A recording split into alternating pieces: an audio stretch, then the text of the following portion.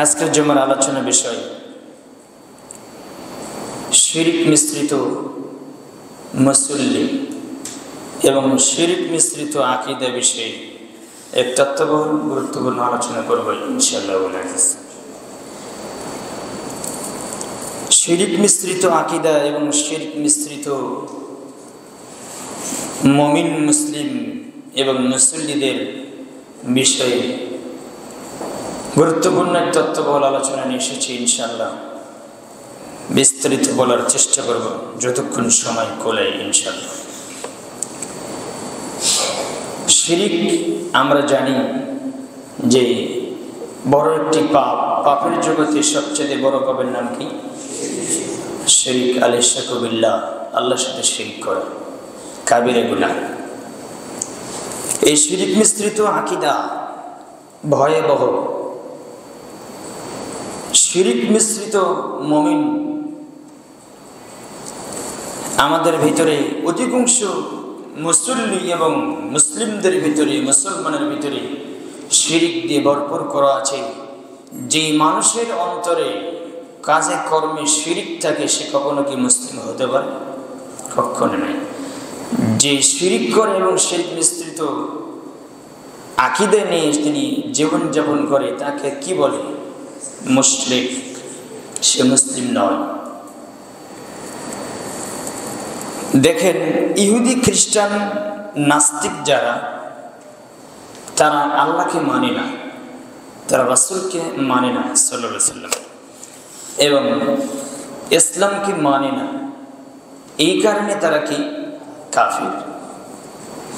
কিন্তু আপনি আমি আল্লাহকে মানি, বিশ্বাস করি, বিশ্বাস করা সত্ত্বেও আল্লাহর সাথে শিরক অংশীদার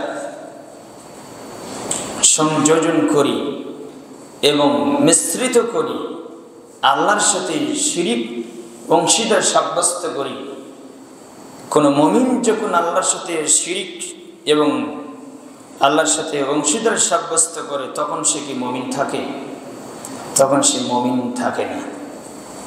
আর আল্লাহকে না মানার কারণে কাফের, আর আপনি আল্লাহকে মানার পরও আপনি কি? মুশরিক। কারণ আপনি আল্লাহর সাথে কি করছেন? শিরক করছেন।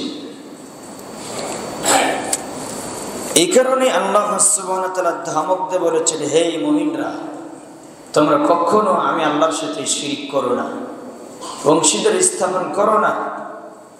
কারণ মানুষ যখন শিরক করে তখন সেই মানুষ আর মুসলিম থাকে না, সে অপবিত্র হয়ে যায়। কি হয়ে যায়?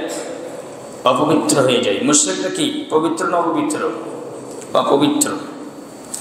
আল্লাহ সুবহানাহু ওয়া তাআলা এই বিষয়ে কথা বলেছেন সূরাতুল আনআম 6 নম্বর সূরার 82 নম্বর আয়াতে। তিনি আমাদেরকে জন্য, আমাদের লক্ষ্য করে, এই মুসলমানদের লক্ষ্য করে, ঈমানদারদের লক্ষ্য করে তিনি বলেছেন, একটি বিষয় শুধু আদেশ করেছেন, আল্লাযীনা আমানু ওয়া লাম ইয়ালবিসু ঈমানাহুম বিযুলম। হে ঈমানদার ব্যক্তি যারা, তোমরা যারা ঈমান এনেছো, তোমরা ঈমানের সাথে কুফরি করো না এবং ঈমানের সাথে শিরক মিশ্রিত করো না। যদি তোমরা ঈমানকে স্বচ্ছ রাখতে পারো, শিরক মিশ্রিত না করো, ঈমানাহুম বিযুলমিন, ঈমানের সাথে কি না করো? জুলুম না করো। জুলুম বলতে কি? শিরক। শিরক না করো।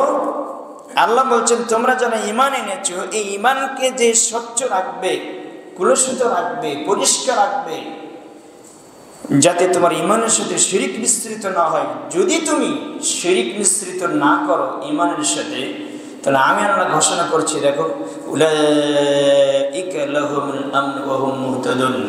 আমি আল্লাহ এই লোকদের জন্য দুনিয়াতেও এবং পরকালেও এবং কবরও এবং বিচারের মাঠে নিরাপত্তা দান করব।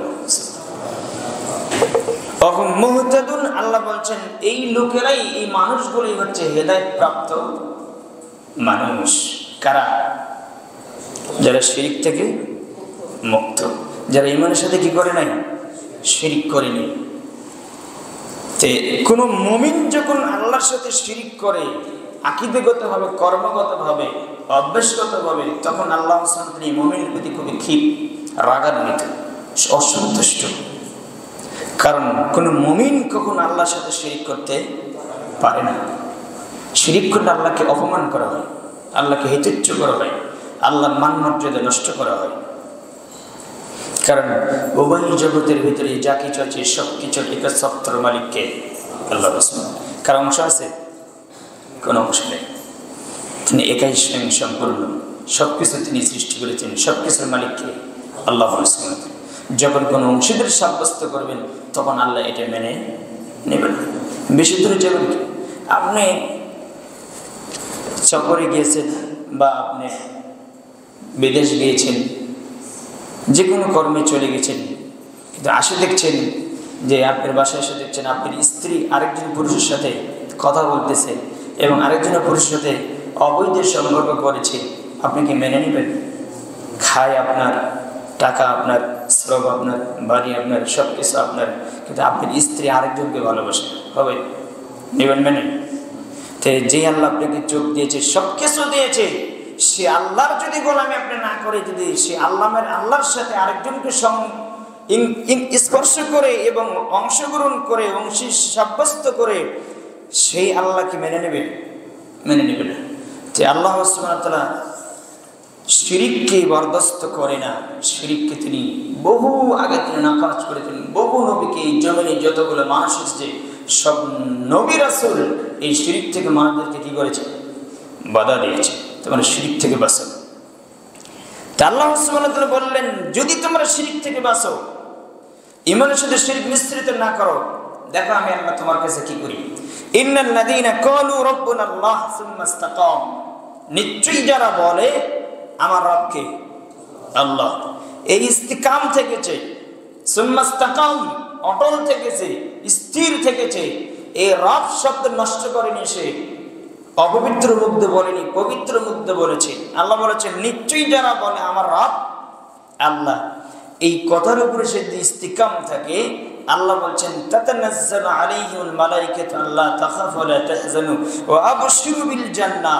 আল্লাহ বলছেন মৃত্যুর আগ মুহূর্তে আমি তার কাছে অসংখ্য ফেরেশতা নাযিল করব। তাতানাজ্জালু আলাইহিল মালাইকা, আমি তার কাছে মালাইকা অসংখ্য। হাদিসে এসেছে, এটা সূরা হামিম সাজদার 30 নম্বর আয়াতে পাবেন। হাদিসে এসেছে রাসূল সাল্লাল্লাহু আলাইহি ওয়াসাল্লাম বলেছেন যে মাদ্দাল বাসার, ওই মুমূর্ষু ব্যক্তির দৃষ্টি যত দূর পর্যন্ত যাবে তত দূর পর্যন্ত ফেরেশতাদের কাতারবন্দি দেখতে পাবে, এবং প্রত্যেকটি ফেরেশতার চেহারা হচ্ছে সূর্যের চাইতে উজ্জ্বল। এই ফেরেশতাগুলো কার কাছে নাযিল করা হবে? যে শিরিক মুক্ত ঈমানদার যখন মৃত্যুর শয্যায় পড়বে, এবং ওই ফেরেশতাগুলো এসে বলবে আল্লাহ তাখাফু, তুমি ভয় পেও না, ওয়ালা তাহজানু, তুমি চিন্তিত হয় না, ওয়া আবশিরু বিল জান্নাহ, এবং সুসংবাদ গ্রহণ করো, আল্লাহর পক্ষ থেকে তোমার জন্য জান্নাতের ঘোষণা। কার কাছে বলবে বলেন তো? যে শিরিক মুক্ত ব্যক্তি। শিরিক ছাড়া আছে কি? এটা তো ভাবার বিষয়। যে যতদূর পর্যন্ত আমি পারি বলবো ইনশাআল্লাহ। তাহলে আল্লাহ সুবহানাহু ওয়া তাআলা বললেন যে ফেরেশতাদেরকে আমি দিয়ে ঘোষণা করে দেব। কারণ এই শব্দটা কেন? আল্লাহ তাখাফু, তুমি ভয় পেও না। মৃত্যুর সময় এই কথা কেন বলবে?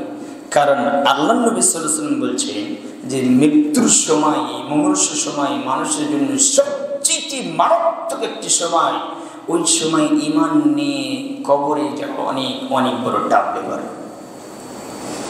শয়তান নফস আম্মারা জীবন মরণ বাজি রেখে তার পিছে লাগে, ঈমান নিয়ে যেতে দেবে না।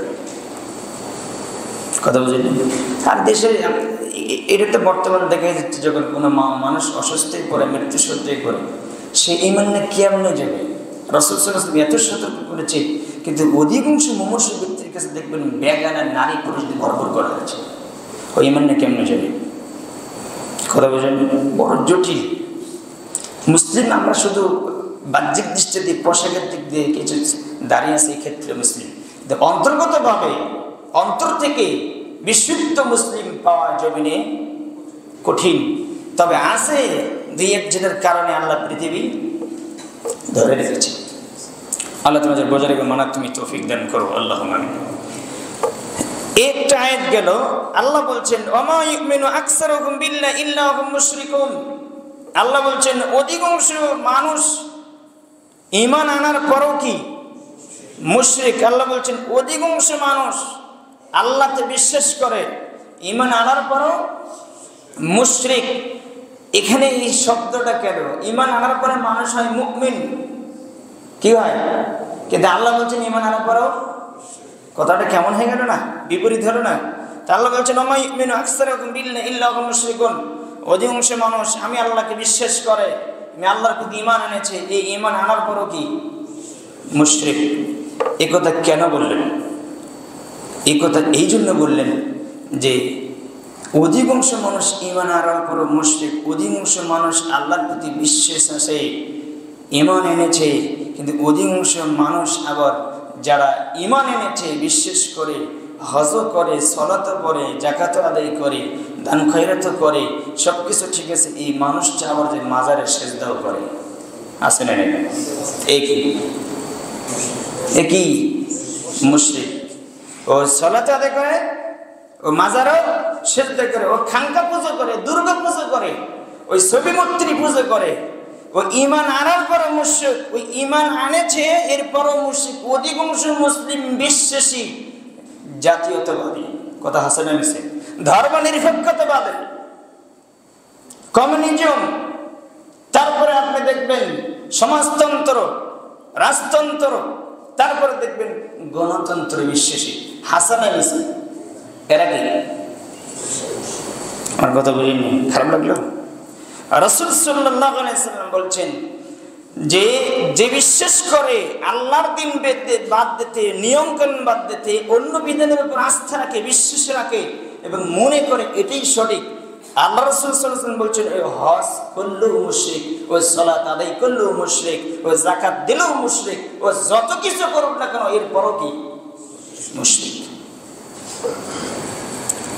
কি করবেন? করার কিছু নেই। আল্লাহ বলেছেন, রাসূল সাল্লাল্লাহু আলাইহি ওয়াসাল্লাম বলেছেন, তাই আমি বললাম। কারণ জমিনে, পৃথিবীর জমিনে যদি আমরা যদি আপনার উপকার না করতে পারি, আর কেউ উপকার করতে পারবে না ইনশাআল্লাহ।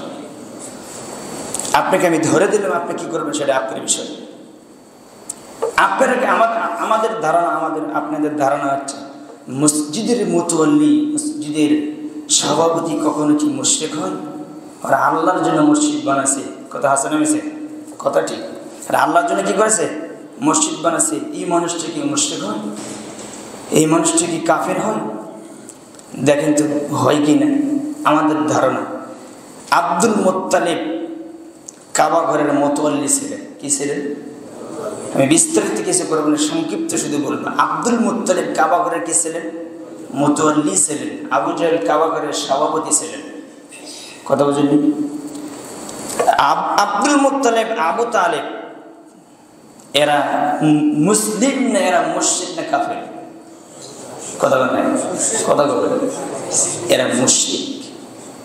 কেন? আব্দুল মুত্তালিবের ভিতরে যে বিশ্বাস ছিল, যে ঈমান ছিল, ওই ঈমান যদি বাংলাদেশের মুসলমানকে যদি সার্টিফাই করা হয়, পার্থক্য করা হয়, তো অধিকাংশ মুসলমান ফেল হয়ে যাবে তার কাছে। কারণ আব্দুল মুত্তালিব উচ্চ বংশের মানুষ ছিলেন এবং কুরাইশ বংশের উচ্চ নেতা ছিলেন, কাবা ঘরের মুতওয়াল্লি ছিলেন।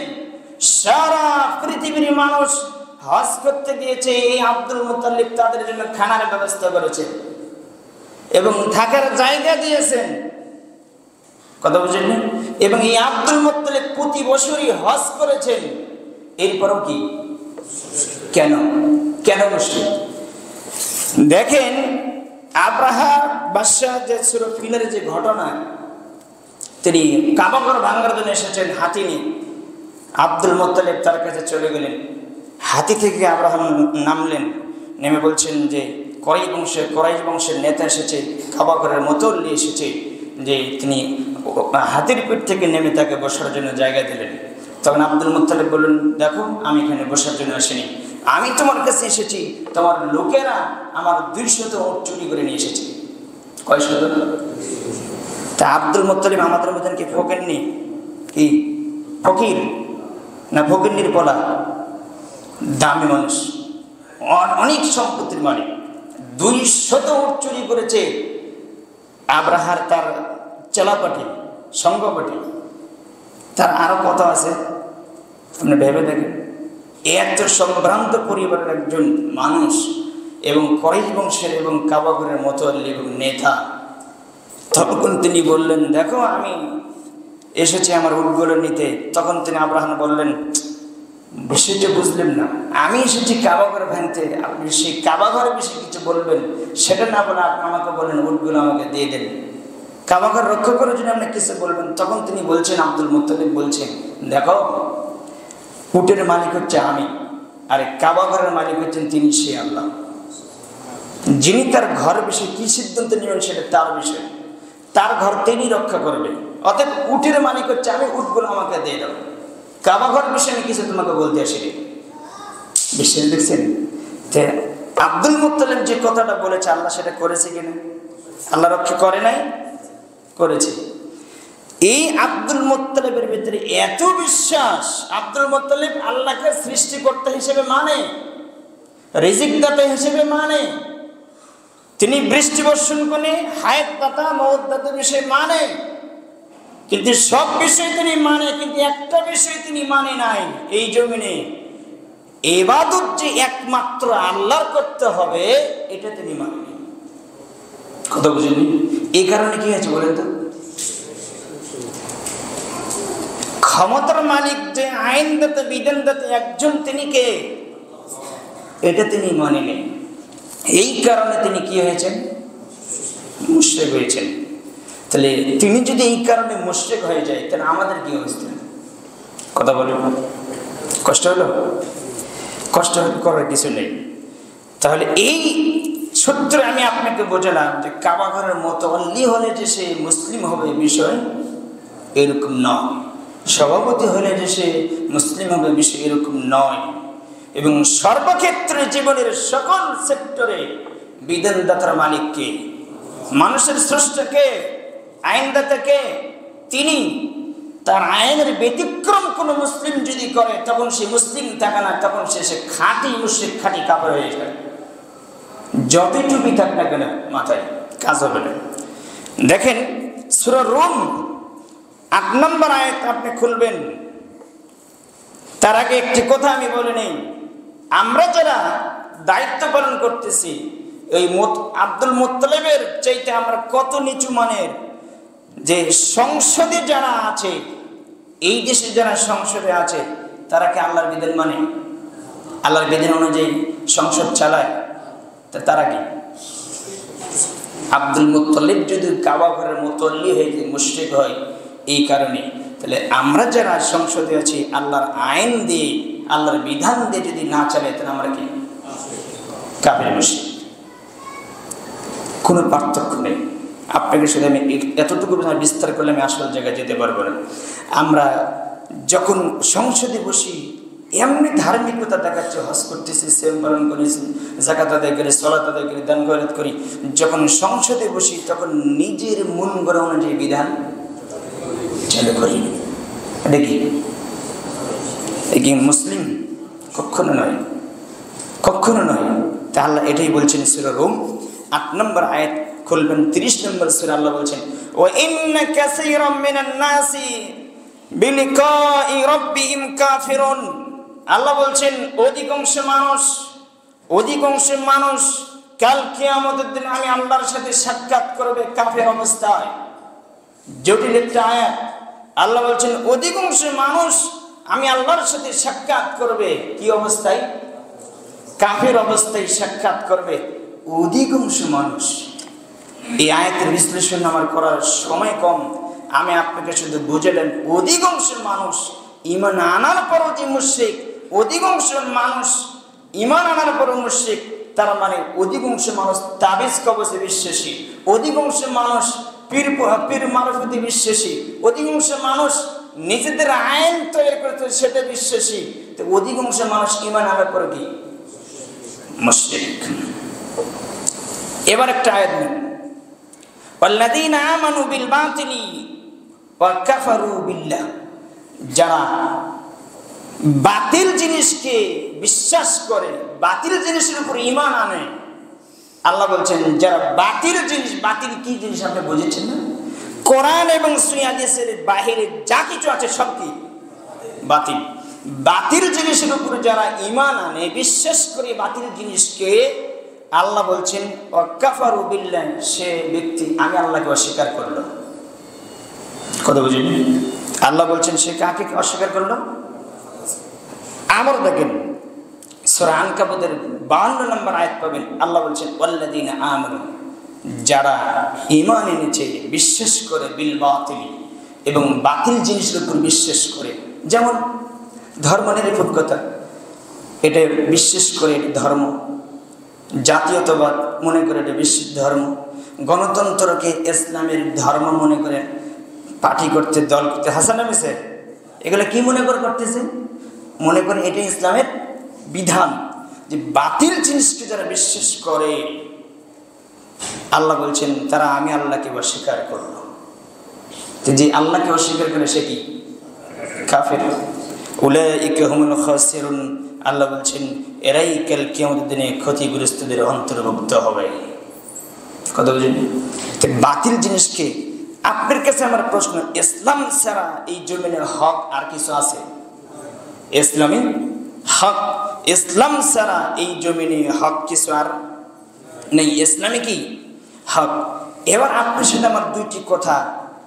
আপনার মাথায় টুপি, আপনাকে দেখা যায়, আমাকে দেখা যায়, আমি ওই জুমার দিনে প্রথম কাতারে, আমি আবার ঈদের দিন প্রথম কাতারে, আমি আবার কুরবানির দিনে প্রথম কাতারে, আমি যেখানে যাই সেখানে প্রথম কাতারে। কিন্তু আমি হচ্ছে গণতন্ত্রে বিশ্বাসী, আমি জাতীয়তাবাদে বিশ্বাসী, কমিউনিজম বিশ্বাসী, সেকুলারিজম বিশ্বাসী, যত কিছু আছে আপনার দেখবেন মাওসেতের আকিদায় বিশ্বাসী, আপনার কার্ল মার্ক্সের আকিদায় বিশ্বাসী। তাহলে সব কিছু বিশ্বাসী, আমি আবার প্রথম কাতারে থাকি। তো প্রথম কাতারে থাকলে কি হবে? যারা ধর্মনিরপেক্ষতাবাদী বিশ্বাসী, গণতন্ত্র বিশ্বাসী, আরও যেগুলো আমরা যেগুলো থিওরি বের করেছি, এগুলো যদি বিশ্বাসী হয়, এরপরও ওই সালাত পড়লেও সে কাফের মুশরিক, এবং যাকাত দিলেও সে কাফের মুশরিক। ইসলামের বিধিবিধান বাদ দিতে অন্য কোনো ধর্মের প্রতি কোনো বিশ্বাস যদি বিশ্বাসী কারো থাকে, সে কখনো মুমিন নয়। দেখেন, আপনার সালাত আপনাকে জান্নাতে নিয়ে যেতে পারবে না যদি আপনার অন্তর থেকে আপনি শিরকি বিশ্বাসী না বের করেন। কথা বুঝলেন? ইসলামপন্থী এই দেশে কম না বেশি? বেশি। কিন্তু এই ইসলামপন্থী যারা ইসলামকে বিশ্বাস করে, এই ইসলামপন্থী মানুষের ভিতরে শিরক দিয়ে সয়লা হয়ে আছে। কথা হাসান আছে।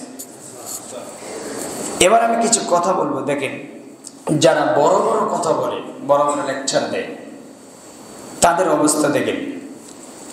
যারা বড় বড় কথা বলে, এই যে দেখেন, আমাদের ছেলে মেয়েদের যদি একটু বুঝ থাকতো, তারা যদি একটু বুঝতো, তারা বিভিন্ন জায়গায় লেখাপড়া করেছে, ভার্সিটিতে, ইউনিভার্সিটিতে, বিভিন্ন জায়গায় উচ্চ প্রতিষ্ঠানে লেখাপড়া করেছে। তাদের জ্ঞান কতটুকু আমার জ্ঞান অনুযায়ী আমি বলছি যে যারা বড় বড় কথা বলে তাদের অবস্থা দেখেন। যে এই যে আমাদের ছেলে মেয়ে, কিছুদিন আগে যে ঘটনা ঘটল, যে গত বছরের জুলাই মাসে এই সময় যখন আমাদের প্রধানমন্ত্রী চলে গেল, প্রধানমন্ত্রী ঠিক আছে চলে গিয়েছে, তারপরে আমরা একটা দৃশ্য আমরা দেখতে পেরেছি। অনেক বলেছে আমাদের দেশ স্বাধীন হয়েছে। কি হয়েছে? স্বাধীন হয়েছে। তো বললেন যে স্বাধীন হয়েছে। আমাদের ছেলেমেয়েরা যদি একটু বুঝ থাকতো। আর যারা বড় বড় কথা বলে, এই পীর সাহেব কোনোদিন বলবে না যে সংসদে আরো আশেপাশে যেগুলো মূর্তিগুলো আছে এবং মাজারগুলো হয়েছে সবগুলো ভাঙতে হবে। এই পীর সাহেব কোনোদিন বলবে না যে মাজার ভাঙতে হবে, অথচ সে বড় বড় লেকচার দিচ্ছে।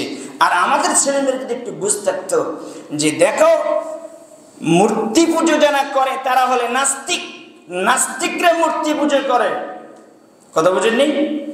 আর এই বাংলাদেশে প্রায় 2.5 লক্ষ মাজার আছে, যারা দিন রাত অসংখ্য মানুষ সেজদা দেয়, তাদের কাছে চেয়ে মুশরিক হয়ে যাচ্ছে। এই পীর সাহেব কোনোদিন বলে না। আর আমাদের ছেলে মেয়ের যদি একটু বুদ্ধি জ্ঞান থাকতো, তাহলে এই শেখ সাহেবের মূর্তি ভাঙার আগে এই জমিনে যত মাজার আছে সব ভেঙে দিত। কথা হাসানে মিশে। আর যারা মূর্তি পুজো করে তারা হলে নাস্তিক, আর যারা মাজার পুজো করে তারা হলে টুপি দাঁড়িয়ে না। কথা হাসানে মিশে। তাহলে কোনটা ভাঙা আগে উচিত ছিল? কথা বলেন। ভয় হচ্ছে? ভাঙা দরকার ছিল কোনটা? মাজার। কিন্তু মাজারগুলো দিব্যমান আছে, কিন্তু ভাঙছে কার মূর্তি? শেখ সাহেবের মূর্তি ভেঙেছে। তা আপনি কি আবার ভাঙছে, কিন্তু তার ওই শেখ সাহেবের মূর্তি, আর কারো মূর্তি কিন্তু ভাঙেনি, মাথায় রাখেন। তো আপনি কি বলতে চাচ্ছেন যে আমাদের ছেলে মেয়েগুলো তাওহীদের চেতনায় মূর্তি ভেঙেছে? না না না, অসম্ভব। তাওহীদের চেতনায় নেই, তারা হিংসামূলকভাবে ভেঙেছে, কথা বুঝলেন? আর শত শত মানুষ মুশরিক হয়ে যাচ্ছে এই মাজারে সেজদা দিয়ে, অথচ এই মাজারের বিরুদ্ধে আমাদের ছেলে মেয়ে কিছু বলেনি। তার আপনি বলছেন বাপরে বাপ, আমাদের ছেলে মেয়েদের খুব ভালো কাজ করেছে। আপনি বুঝতে পারেননি বিষয়টা কি। এর মধ্যে কিছু জিনিস লুকোতে আছে, সব কিছু বলা সম্ভব নয়। আপনি বুঝিয়ে নেন যদি আপনার শরীরে মুসলমানের রক্ত লাগে। আল্লাহ তোমাদের বোঝার এবং মানার তুমি তৌফিক দান করো, আল্লাহ আমিন। অথচ আমাদের ছেলে মেয়ের উচিত ছিল আগে মাজার ভাঙ্গা, তারপরে মূর্তি ভাঙবে, কথা বুঝলেন? কিন্তু আজকে যেখানে যাবেন সেখানে মূর্তি, আপনার ঘরে মূর্তি। আপনি বুঝতেই পারেন না যে আমি মূর্তি পূজা করতেছি। তা আবার রাসূল সাল্লাল্লাহু আলাইহি ওয়াসাল্লাম বলছেন, তিরমিজির হাদিস 2219 নম্বর হাদিস করবেন, সাহাবান থেকে বর্ণিত, তিনি বলেন রাসূল সাল্লাল্লাহু আলাইহি ওয়াসাল্লাম বলেছেন, লা তাকুমুস সাআতু হাত্তা তালহাকা কাওয়াইলু মিন উম্মতি বিল মুশরিকিন ওয়া হাত্তা ইয়াবুদুল আওসান। রাসূল সাল্লাল্লাহু আলাইহি ওয়াসাল্লাম বলেছেন, ততদিন পর্যন্ত কিয়ামত হবে না, এই পৃথিবী ধ্বংস হবে না, যতদিন পর্যন্ত আমার উম্মতের অধিকাংশ মানুষ মুশরিক না হবে।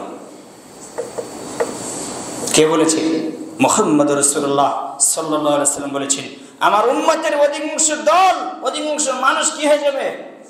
মুশরিক হয়ে যাবে। এতটুকু বললে যথেষ্ট ছিল, কিন্তু আল্লাহর নবী বললেন, ওয়া হাত্তা ইয়াবুদুল আওসান, আমার উম্মত যারা হবে তারা অধিকাংশ মানুষ মূর্তি পূজা করবে। মূর্তি পূজা না করা পর্যন্ত কিয়ামত হবে না। এটা জটিল একটা হাদিস। মূর্তি পূজা মানে আপনি যে ওই যে পাউডার কিনে নিয়ে এসেছেন, পাউডারের ছবি আছে, আপনি বুঝতে পারেন না যে আপনার ঘরের ছবি, অথচ আপনি শিরক করতেছেন। দিন রাত আপনি শিরক, অজান্তে শিরক করতেছেন, কথা বুঝেন? অজান্তে কি করতেছেন? রাসূল সাল্লাল্লাহু আলাইহি ওয়াসাল্লাম বলেছেন, আমার উম্মত অজান্তে শিরকে লিপ্ত হবে, অজান্তে শিরক করবে, কিন্তু সে বুঝতে পারবে না। কিন্তু আপনাকে সতর্ক হতে হবে। সহিহ তারগিবের হাদিস 36 নম্বর হাদিস করবেন, সেখানে আল্লাহর নবী বলছেন, ইয়া আইয়ুহান নাস ইত্তাকুশ শিরক, হে সকল মানব মণ্ডলী তোমরা শিরককে ভয় করো, কারণ ফাইন্নাহু আখফা মিন দাবিবিন আল নামল।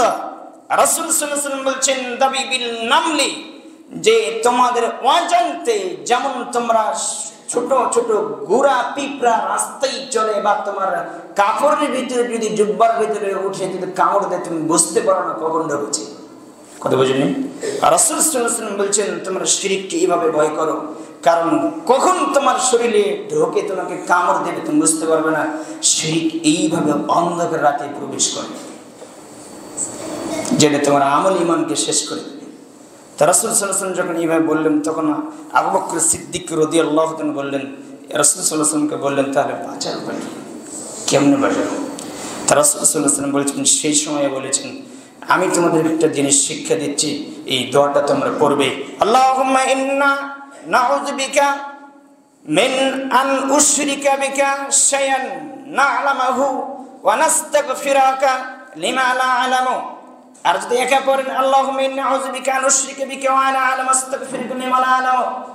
রাসূল সাল্লাল্লাহু আলাইহি ওয়াসাল্লাম বলছেন, তোমার দোয়া জানতে এবং জানে যদি হঠাৎ শিরক হয়ে যায়, যদি এই দোয়া তুমি পড়ো, আল্লাহ তোমার শিরক মাফ করে দেবে।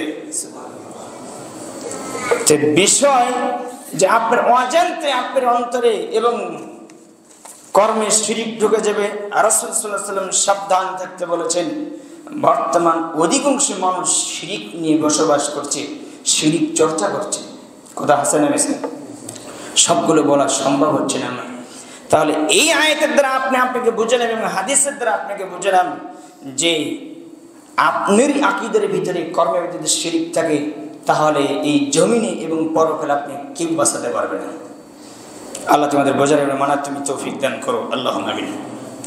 দেখেন, ছোট্ট একটি বিষয়, ছোট্ট একটি কথা, ইহুদি খ্রিস্টান আমাদের মধ্যে যে কালচারগুলো দিয়েছে, ওরা কি এমনি দিয়েছে?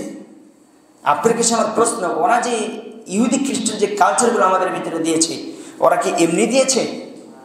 এমনি দিয়েছে? ওদের স্বার্থ আছে। আপনাকে যদি কেউ যদি আপনার টাকা যে দেয়, ঋণ দেয়, যেমন ব্যাংক থেকে ঋণ দেয়, বিভিন্ন জায়গায় ঋণ দেয়, ও কি এমনি দেয় না কোনো স্বার্থ আছে? স্বার্থ আছে কিনা? তো ইহুদি খ্রিস্টান যে আপনার আমার ভিতরে যে কালচারগুলো দিয়েছে, ওরা কি এমনি দিয়েছে? জি না।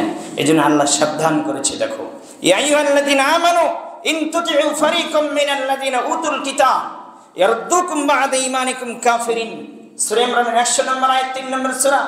আল্লাহ সুবহানাহু ওয়া তাআলা বলছেন, হে ঈমানদারগণ, যাদেরকে কিতাব দেওয়া হয়েছে, যারা কিতাবধারী, এই কিতাবধারীদের যদি তোমরা অনুসরণ করো, তাদের যদি আনুগত্য করো, অনুসরণ করো, ইহুদি খ্রিস্টানদের যদি অনুসরণ করো, তাহলে ওরা তোমাদেরকে ইয়ারুদ্দুকুম বা'দা ঈমানিকুম, ঈমান আনার পরে ওরা তোমাদেরকে ধীরে ধীরে তোমাদেরকে কাফের বানিয়ে দিবে। কি করবে? কাফের বানাবে। এবার আপনার সাথে আমার প্রশ্ন, আজকে দেখেন আমরা বিধর্মীদের অনুসরণ করছি, তারা যে জিনিসগুলো আমাদের ভিতরে চালিয়ে দিচ্ছে সেটা আমরা পরিচর্যা করছি এবং সেই জিনিসগুলো আমরা উদযাপন করছি। ইহুদি খ্রিস্টানদের নিয়ম যে কালচারগুলো সবগুলো আজকে মুসলমানের ভিতরে কথা হাসান হয়েছে। যেমন 14ই ফেব্রুয়ারি কে পালন করে? কথা বল না কেন? কে পালন করে? কাদের বিধান? এটা ইহুদি খ্রিস্টানদের কালচার। খুব ভালোভাবে উদযাপন করি। 21শে ফেব্রুয়ারি খুব ভালোভাবে উদযাপন করি। শহীদ দিবস এবং আন্তর্জাতিক দিবস, মাতৃভাষা দিবস খুব ভালোভাবে উদযাপন করি। এবং পয়লা বৈশাখে ইলিশ মাছ দিয়ে পান্তা ভাত খাই, খুব ভালোভাবে উদযাপন করি। মা বোন ভালো করে শোনেন, আপনাদের ভিতরে শিরকের ফ্যাক্টরি আছে। কথা হাসান হয়েছে। বুড়ি মানুষ যে বাসায় থাকবে, যে বাড়িতে থাকবে, আর বুড়ো মানুষ যে বাসায় থাকবে, সেই বুড়ো মানুষ যে বাসায় আছে সেখানে বেদাতের ফ্যাক্টরি আছে, এবং যেই বাসায় বুড়ি মানুষ আছে, নানি দাদি আছে, সেখানে শিরকের ফ্যাক্টরি আছে। এদেরকে দিন রাত বোঝাতে হবে। রাখেন আপনার ইনকাম ফেলে দেন, ওকে আগে জাহান্নাম থেকে বাঁচান। কথা হাসান হয়েছে। আর ইমানকে বাঁচান। সকাল 8টার দিকে বের হয়ে যাবেন, বিকেল 5টার দিকে ফিরেন। এই ইনকাম আপনাকে কে বলেছে? এই ইনকাম তখন হারাম হয়ে যাবে যদি আপনার পরিবার মাঠে মারা শিরক বেদাতে লিপ্ত থাকে। এই ইনকাম আপনার জন্য বই দেবে। ওদেরকে আগে বুঝাতে হবে, দিন বুঝাতে হবে। পেট পালা আগে না ইমান পালা আগে? ইমানকে দাম দিতে হবে। সাহাবীরা 3 দিন খায় নাই, 3 দিন ক্ষুধার্ত ছিল, কিন্তু তাদের ভিতরে শিরক মুক্ত, কলস মুক্ত, নেফাকি মুক্ত, এগুলো জিনিস তারা মুক্ত ছিল। তাদের ইমান ছিল ফ্রেশ। কথা বুঝলেন? ইমান যদি ফ্রেশ থাকে, ইমান যদি মজবুত থাকে, আল্লাহর প্রতি সুদৃঢ় থাকে, তাহলে তিনি আল্লাহ সুবহানাহু ওয়া তাআলা আপনার রিজিকের ব্যবস্থা করবে। কোথায় থেকে করবে তিনি জানেন। আর কথা বুঝলেন? তো আমাদের ভিতরে এই যে বলছিলাম পয়লা বৈশাখ আমরা পালন করে উদযাপন করি। এরা কারা করে? এগুলো এই মুসলমানেরা করে। 31st নাইট কারা পালন করে? এই ইহুদি খ্রিস্টানদের। এগুলো আপনার চক্রান্ত, এদের সংস্কৃতি, এগুলো এদের কালচার। ভালোবাসা দিবস 16 ডিসেম্বর, মৃত্যু দিবস, জন্ম দিবস 26শে মার্চ, আরো কত কি আছে। এগুলো কি মুসলমানদের কর্ম না ইহুদি খ্রিস্টানদের কর্ম? ওদের কালচার। তা আপনি কেন কথা বলেন? আপনি পালন করেন কেন? আমার কথা বুঝেনি? তা আল্লাহ বলছেন, যারা ইহুদি খ্রিস্টানদের যারা কালচার মানবে, ওরা ধীরে ধীরে ওদের সংস্কৃতির দিকে এবং ওদের কালচারের দিকে নিয়ে যাবে, এবং ওরা ধীরে ধীরে তোমাদেরকে ইমান থেকে নিয়ে যাবে, কাফের বানিয়ে দেবে। কে বলেছে? আল্লাহ বলেছে। যারা আল্লাহতে বিশ্বাসী কিন্তু আল্লাহর বিধিবিধানে শিরক করে, যারা ইসলাম বিশ্বাসী, ইসলামের ভিতরে অন্য কিছু ঢোকায়, যারা নবীতে বিশ্বাসী, রাসূল সাল্লাল্লাহু আলাইহি ওয়াসাল্লামকে রাসূল হিসেবে মানে, যে রাসূল সাল্লাল্লাহু আলাইহি ওয়াসাল্লামের আদর্শ বাদ দিয়ে অন্য কেন আদর্শ মানে, এরা মুসলিম নয়। এরা সবাই খাঁটি মুনাফিক, খাঁটি কাফের, খাঁটি মুশরিক। আমার কথা বুঝেন? এদের থেকে আপনাকে বেঁচে থাকতে হবে। চূড়ান্ত আপনি দাওয়াত চালিয়ে যেতে হবে। ধনীতে শুধু বিজনেস করবেন, নিজে খাবেন পড়বেন, এই জন্য আসেননি। নিজেকে বাঁচতে হবে জাহান্নাম থেকে, এবং আরো শত মানুষকে জাহান্নাম থেকে বাঁচার জন্য দাওয়াত দিতে হবে। কই আপনার দাওয়াত? আপনি বাড়িতে তো আপনার দাওয়াত মুখে বললো, কে জানি বললো দাওয়াত দিতে হবে, এই মুখ দিয়ে আপনার কথা মানায় নি। এটা আপনাকে কুলি করতে হবে। আবার কুলি করে ভালোকে মুখ দিয়ে আসতে হবে। আপনার বাড়িতে দাওয়াত কোথায়?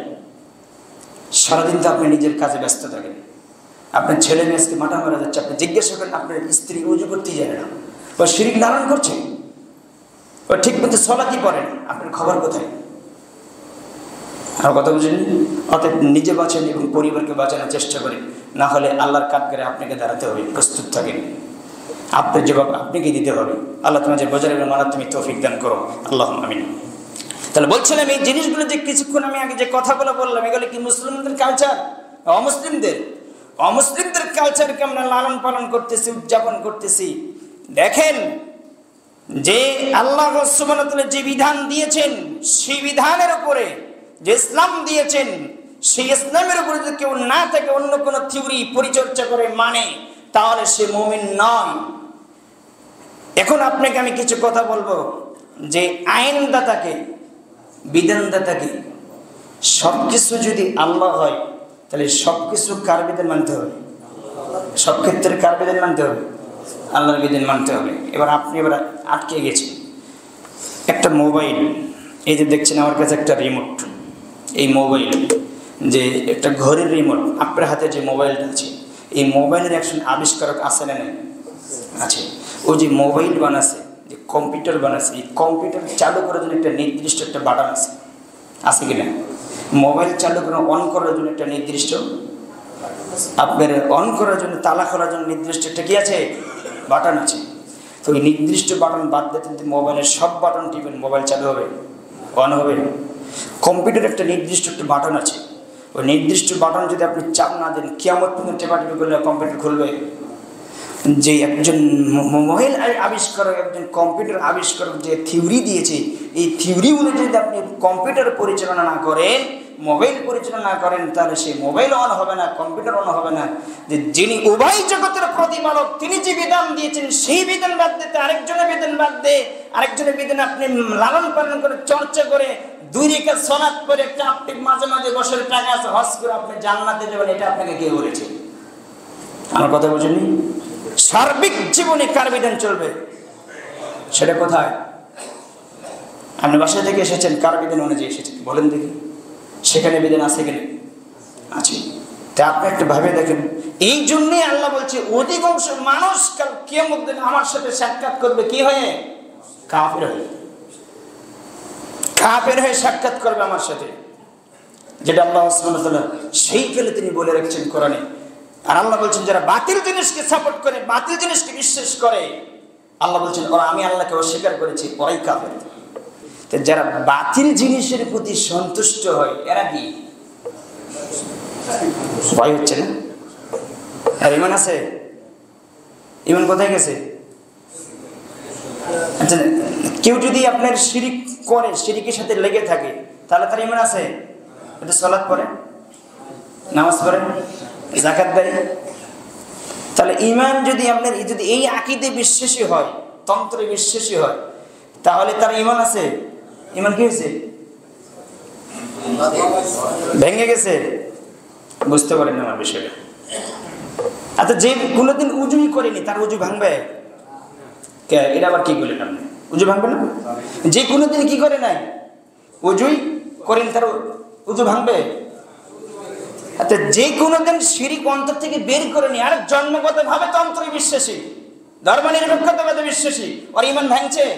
ওর ইমানই আসে না। আর কথা বলছেন? আর কি আসে না? ওর ইমানই আসে না। যতই সালাত পড়বে ওকে জাহান্নামে যেতে হবে, আর এই সালাত জান্নাতে নিয়ে যেতে পারবে না, অসম্ভব। তা আপনি বলছেন তার ইমান ভেঙে গেছে, ইমানই তো আসে না। আচ্ছা, একটা জিনিস আমি আপনাকে বুঝাই, যে এক বেচারা মারা গিয়েছে, আচ্ছা ইমান আগে না উজু আগে? ইমান আগে, উজু পরে। তো এক বেচারা তর্ক করেছেন যে উজুই আগে, উজু না হলে কি নামাজ হবে? তা যে বেচারা মারা গিয়েছে কিন্তু উজু করেনি, কিন্তু তার ভিতরে ইমান ছিল, সে জান্নাতে যাবে না জাহান্নামে যাবে? জান্নাতে যাবে। আর যে এক বেচারা মারা গিয়েছে, আমি উদাহরণ দিচ্ছি, কিন্তু গোসল করতে যে ওই বেচারার হাতে দেখেছেন তাবিজ আছে। কি আছে? তাবিজ। এবার আপনি বলেন তো আর ইমান আছে? তাহলে ইমান কি হয়েছে? বাকি আছে।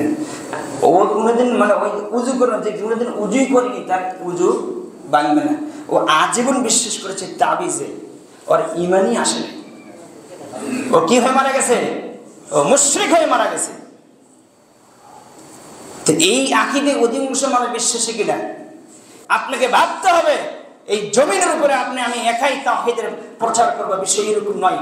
আপনি যদি নিজেকে মুসলিম বলে দাবি করেন, তাহলে আপনাকে হক তাওহীদ মানুষের কাছে পৌঁছে দিতে হবে, জীবন থাক আর যাক। কথা বুঝলেন? তবে আপনি মনে রাখেন, আপনি যদি হক্কানি মানুষ হন, তাহলে আপনার সাথে কে আছে? আল্লাহ আছে। এই জন্য আমি কয়েকটি জুমা আপনাকে বললাম, আপনার ছেলেকে আপনাকে ধার্মিক করতে হবে, আপনার ছেলেকে মাদ্রাসায় পড়ে আলেম বানাতে হবে। আপনাকে আমি বলছি না ইংলিশ শিখাবেন না, এটা না। যে বলছে ইংলিশ শেখানো যাবে না, সে মিথ্যা বলেছে। ইংলিশ অবশ্যই শিখতে হবে, ইংরেজি অবশ্যই শিখতে হবে, সব ভাষায় তাকে পারদর্শী হতে হবে। কারণ এই দেশে যদি বর্তমান এবং আগে যারা দায়িত্ব ছিল, আর 700 থেকে 800 সচিব আছে। এই 800-700 সচিবের মধ্যে যদি 100 জন ধার্মিক হতো, বেসিকভাবে যদি তার দিন ধর্ম থাকতো, তাহলে এই দেশের অবস্থা আজকে ফকিন্নি বানাতো। কথা হাসে নিয়েছে। যাদেরকে দায়িত্ব দিয়েছে সবগুলো ইসলামের বাহিরে পন্থী, দেশটি শেষ করে দিয়েছে। আমি ওই ইঞ্জিনিয়ারকে বলছি, আপনার ছেলেকে ইঞ্জিনিয়ার হতে আমি নিষেধ করিনি। ওই ইঞ্জিনিয়ারকে বলছি যে ও হচ্ছে হায়ানা পশুর জানোয়ার। যে রাস্তা করতে 10 কোটি টাকা বাজেট হয়েছে, ওই 3 কোটি টাকাতে রাস্তা করেছে, 3 বছর রাস্তা ভেঙে গেছে, 7 কোটি টাকা মেরে দিয়েছে। ও কি? ও জানোয়ার না? ও কি? ও কার টাকা নষ্ট করেছে? যে পদ্মা সেতু বানাতে আপনার 12 থেকে আপনার 15 লাখ টাকা, 15,000 কোটি টাকা লাগবে, সেই পদ্মা সেতুর খরচ দেখেছে 50,000 কোটি। এ টাকা কোথায় গেল? কার টাকা? আর এই জমিনে যেই মূর্তির জন্য, যে মূর্তি ভাঙ্গার জন্য মুসলমানের জন্ম হয়েছে, মুহাম্মদ সাল্লাল্লাহু আলাইহি ওয়াসাল্লাম বলছে আল্লাহ আমাকে এই পৃথিবীর জমিনে নাজিল করেছে, আমার জন্মই হয়েছে মূর্তি ভাঙ্গার জন্য। কথা বলুন। সেই মূর্তিতে খরচ করেছে যে প্রধানমন্ত্রী 2টি মূর্তি বানাচ্ছে জনগণের টাকা দেয়, 117 কোটি টাকা দেয় মূর্তি বানাচ্ছে। আর আপনি তাদের কাছে গুনগুন করেন, তাদের সাপোর্ট টানেন, কার টাকা নষ্ট করেছে? কথা বলেন, জবাব দিতে হবে। অতএব আপনার ছেলেকে সেভাবে গড়ে তুলতে হবে, যদি এই নাস্তিকদের বিরুদ্ধে হককে তুলে ধরতে পারে। কথা হাসান হয়েছে। আল্লাহ তোমাদের বোঝার এবং মানার তুমি তৌফিক দান করো, আল্লাহুম্মা আমিন। বলছিলাম, ইসলামপন্থী আপনি নামাজও করেন, আপনি হজও করেন, আবার আপনার আল্লাহ সুবহানাহু ওয়া তাআলার বিধানের বাহিরে যে বিধানগুলো আমরা চালু করেছি সেটাও আপনি বিশ্বাস করেন, এতে আপনি সন্তুষ্টি। তারা বলছে যে আমরা এমন একটি জিনিস রাখলাম তন্ত্র, যে এতে হুজুররাও খুশি এবং সাধারণ মানুষও খুশি এবং জেনারেল শিক্ষিত মানুষও খুশি। যে এক কিছু নিব ইসলামের, কিছু নেব ইসলামের বাহিরে। আমরা তো এটাই করছি, ইসলামের মধ্যে বিস্তৃত করি নাই।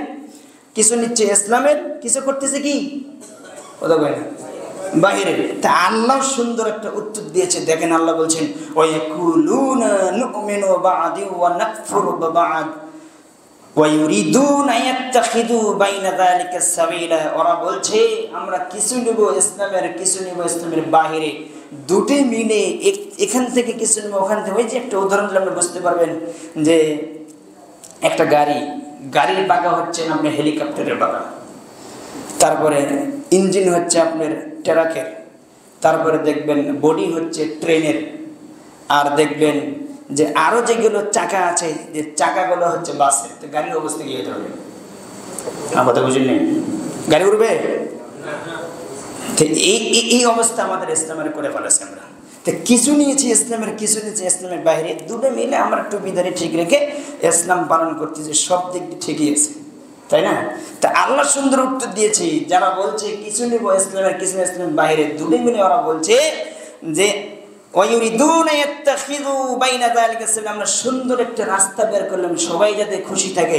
আল্লাহ বলছেন উলাইকা হুমুল কাফিরুনা হাক্কা, এই জমিনে এরাই হচ্ছে ফ্রেশ কাফের, খাঁটি কাফের, এরাই হচ্ছে সবচেয়ে খাঁটি ফ্রেশ কাফের, যারা ইসলামের মধ্যে মিশ্রিত করে জাতির সামনে ছড়িয়ে দিয়েছে। এরা কি? আমি বলি নাই, সূরা নিসা খুলবেন 150-151 নম্বর আয়াত, বাসায় দেখবেন। আল্লাহ বলছেন যারা ইসলামের মধ্যে মিশ্রিত করেছে, এদিক থেকে নিয়ে এসে যারা একত্রিত করেছে। আল্লাহ ইহুদি খ্রিস্টানদেরকে খাঁটি কাফের বলে নাই, ফ্রেশ কাফের বলে নাই।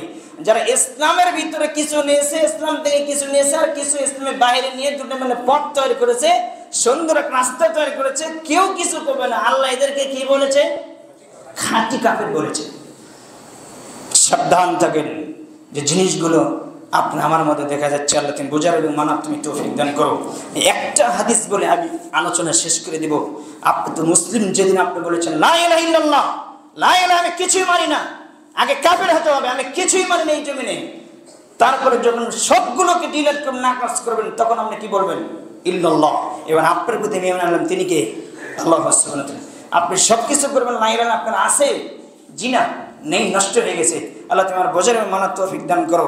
আল্লাহ সুবহানাহু ওয়া তাআলা এটাই বলেছেন যে মদের বোতলে যদি মদ খালি না করে ওর মধ্যে যদি আপনি মধু ঢেলে দেন, তখন মধু থাকবে? মধু থাকবে না, সবগুলো নষ্ট হয়ে যাবে। অন্তরকে ফ্রেশ করেন, অন্তরের সবকিছু আগাছে বের করে দে এবং আল্লাহর প্রতি সুদৃঢ় ঈমান আনেন। তাহলে এই ঈমান, আল্লাহ সুবহানাহু ওয়া তাআলা বলছেন, এই হাতলে ঈমান মজবুত আকারে কেউ যদি ধারণ করে, তাহলে আমি আল্লাহ সুবহানাহু ওয়া তাআলার সাথে সম্পর্ক তার কোনোদিন ছিন্ন হবে না। আল্লাহ সুবহানাহু ওয়া তাআলা বলছেন। এবার আপনার সাথে একটা বিষয়, আপনার ধর্মনিরপেক্ষতা, গণতন্ত্র, জাতীয়বাদ, পুঁজিবাদ আরো যেগুলো আছে সবগুলোকে আমি ধর্মের ঠুনকো মনে করেন। ছোট্ট একটু বিষয় এগুলো বাদ দিলাম, ছোট্ট একটু বিষয়। রাসূল সাল্লাল্লাহু আলাইহি ওয়াসাল্লামের যুগে শুরুতে 10 জন মানুষ আসলেন আল্লাহর নবীর কাছে। দূর থেকে তাদের পায়ে জুতো ছিল না, তাদের পরনে পোশাক ছিল না, তাদের খুব দরিদ্র ছেড়ে মুড়ে পোশাক পরে এসেছিল এবং তারা ছিল খুব ক্ষুধার্ত। 10 জন ব্যক্তির কাফেলা আল্লাহর নবীর কাছে আসলেন। আল্লাহর নবীর কাছে এসে ইসলাম গ্রহণ করার জন্য আসলেন। আল্লাহর নবী 9 জনকে ইসলাম গ্রহণ করালেন। কয়জনকে? 9 জনকে ইসলাম গ্রহণ করার পর একজনকে ছেড়ে দিলেন। তখন তাকে প্রশ্ন করলেন, ইয়া রাসূলুল্লাহ সাল্লাল্লাহু আলাইহি সাল্লাম, বায়াতা 9 ওয়া তারাকতা হাযা, আপনি 9 জনকে ইসলাম গ্রহণ করেন, একজনকে ছেড়ে দিলেন কেন? তখন তিনি বললেন, আল্লাহ রাসূল সাল্লাল্লাহু আলাইহি ওয়াসাল্লাম বলছেন, কালা ওয়া ইন আলাইহি তামিমা, তার ভিতরে তাবিজ আছে, তাল্লাকা তামিমাতান ফাকাদ আশরাকা। আল্লাহ রাসূল বলছেন তার শরীরের ভিতরে কি আছে? তাবিজ আছে। আল্লাহর নবী কি ফেরে দেখেছে? আপনি যতক্ষণ এসেছেন কারো পাঞ্জাবির ভিতরে বা শরীরের ভিতরে তাবিজ বাঁধা থেকে আমি দেখতে পারবো? আল্লাহ রাসূল সাল্লাল্লাহু আলাইহি ওয়াসাল্লাম কেমন বললেন যে তার ভিতরে তাবিজ আছে, এই জন্য সে কালেমা পড়তে পারবে না? আল্লাহ তাকে জানিয়ে দিয়েছে ছোট্ট একটি শিরক তাবিজ থাকার কারণে আল্লাহর নবী তাকে কালেমা পড়ালেন না, মুসলমান করালেন না। আর আপনি এত কিছুর সাথে থাকার সত্ত্বেও আপনি বলছেন আমি মুসলিম। আর বুঝে আসে? আল্লাহ তুমি বোঝার এবং মানার তুমি তৌফিক দান করো। আল্লাহ যখন ওই ব্যক্তিকে বললে যে তাবিজ আছে, সঙ্গে সঙ্গে ফাদাখালা ইয়াদাহু ফাকাতআহা, সঙ্গে সঙ্গে শরীরের ভিতরে হাত দিয়ে তাবিজ ছিঁড়ে ফেলে দিলেন। রাসূল সাল্লাল্লাহু আলাইহি ওয়াসাল্লাম মায়াতে তাকে মুসলমান করলেন এবং বললেন, কালা মান তাল্লাকা তামিমাতান ফাকাদ আশরাকা, কোন ব্যক্তি যে শরীরে তাবিজ ধরায় তাহলে সে শিরক করলো এবং সে মুশরিক। কথা বুঝেন? একটা তাবিজের কারণে সে ইসলাম গ্রহণ করতে পারলো না।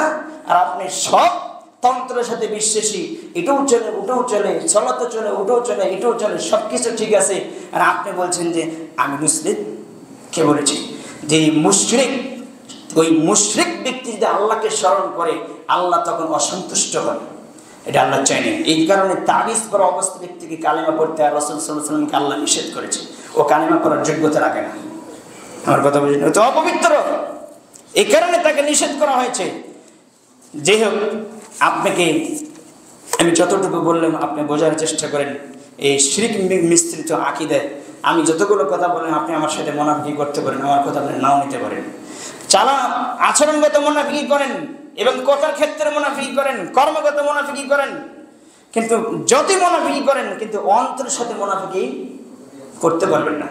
অহস্সিল মা ফিস সুদূর, যার যেটা অন্তর আছে পিছের মাঠে আল্লাহ খুলে বলবে, এই তুই সালাতে পড়তি, তুই এই যে গণতন্ত্রে বিশ্বাসী ছিলি, এই তুই সালাত পড়তে জাতীয়বাদে বিশ্বাসী ছিলি, সালাত পড়তে তুই কমিউনিজমে বিশ্বাসী ছিলি, সালাত পড়তে তুই এই কোরআনের সাথে বিশ্বাসী ছিলি, তুই সবই পড়েছি, তুই খাঁটি মুনাফিক। আল্লাহ সঙ্গে সঙ্গে বিচারের মাঠে ধরে প্রকাশ করে দেবে জাতির সামনে। সেদিন আপনাকে দেখা যাবে আপনি আসলে এই বিষয়টা কি ছিল। আল্লাহ তোমাদের বোঝার এবং মানা তুমি তৌফিক দান করো। আল্লাহ আমিন। সংক্ষিপ্ত দুটি কথা আমি বলবো, এবার আপনি নেন। কবরে প্রশ্ন করা হবে কয়টি? 3টি। মান রব্বুকা, সালাত পড়েছে কিনা, পড়ো কিনা এবং কত কি করেছে কিনা একটা জিজ্ঞাসা হবে না। কি হবে? তোমার রবকে, তোমার দিন কি। আপনি যদি বলা হয় আপনার দিন কি ছিল, তাহলে আপনি কি করবেন? দিন ইসলাম। এত সহজ। মুখ দিয়ে মুনাফিকরা বলে মুখস্থ করে দেবে, এত সহজ। জিনে মুখস্থ কম বোঝেন। আপনি যখন জিজ্ঞাসা করেন আপনি তখন আমার দিন ছিল গণতন্ত্র, বলবেন কি ছিল? ইসলাম। যখন আপনাকে বলা হবে ওমান নাবিকুম, তোমার আদর্শ ক্ষেত্রে আদর্শ মাপকাঠি কে ছিল? তখন আপনি কি বলবেন? কার্ল মার্কস, কথা বলবেন মাও সেতুন, আব্রাহাম লিঙ্কন। তো কার্ল মার্কস, আব্রাহাম লিঙ্কন এরা তো মুসলিম নয়। তো এদের যে তন্ত্রটা আমরা লালন পালন করে উদযাপন করতেছি আর বলতেছি যে আমরা খুব ভালো আছি, এই তন্ত্র যতদিন পর্যন্ত থাকবে ততদিন পর্যন্ত আপনার ছেলে আপনাকে জব করবে, আপনার ছেলেকে জব করবেন। এই তন্ত্র দিয়েছে, এই তন্ত্র যারা দিয়েছে, এই তন্ত্র এই কারণে দিয়েছে মুসলমান আরেক মুসলমানকে জব করবে, এই কারণে দিয়েছে। যতদিন থাকবে ততদিন পর্যন্ত একে অপরকে জব করবে, নিজের মারামারি করে একেবারে সয়লাভ করে ফেলাবে। এই কারণে এই তন্ত্র এসেছে। যেদিন এটা বাদ দিতে, যেদিন সুরাতে চলে যাবেন, আপনার সিলেকশনে চলে যাবেন, সেদিন এই জমিনে শান্তি চলে আসবে। কথা হাসান আল্লাহ তোমাদের বোঝার এবং মানার তুমি তৌফিক দান করো। অতএব আজকে যদি আপনাকে আমি জিজ্ঞেস করি আপনি কি, আপনি তখন বলবেন আমি মাইজ ভান্ডারি, আমি আটরশি, আমি দিওয়ানবাগি, আমি ফুরফুরা, আমি চরমনাই, আমি আরো কত কি আপনি বলতে পারেন না। আমি হচ্ছেন সেই ব্যক্তি যিনি মুহাম্মদ রাসূলুল্লাহ সাল্লাল্লাহু আলাইহি ওয়াসাল্লাম তার অনুসারী। তিনি ছাড়া আমি এই জমিনে কাউকে অনুসরণ করি না। কিন্তু আপনাকে জিজ্ঞাসা করলে আপনি তা বলেন না। সবাই বলে যে আমি কাদিয়ানী, আমি মুরজিয়া, আমি কত কি হয়ে গেছি, কিন্তু বলে না আমি একজনের অনুসরণ করে, তিনি কে? মুহাম্মদ রাসূলুল্লাহ সাল্লাল্লাহু আলাইহি ওয়াসাল্লাম। এরকম লোক পাওয়া জমিনে বড় কঠিন। আল্লাহ তুমি যে বোঝার এবং মানার তুমি তৌফিক দান করো, আল্লাহুম্মা আমিন। যতটুকু বললাম আল্লাহ যদি আমাদের মানার তৌফিক দান করে, আল্লাহুম্মা আমিন। আল্লাহ তোমার কাছে আমরা দোয়া করি, এই জমিনে যতদিন তুমি বেঁচে রাখো তাওহীদের উপরে, বিশুদ্ধ ঈমান, বিশুদ্ধ আমল, বিশুদ্ধ কর্মের উপর তুমি থাকার আমাদের তৌফিক দান করো, আল্লাহুম্মা আমিন।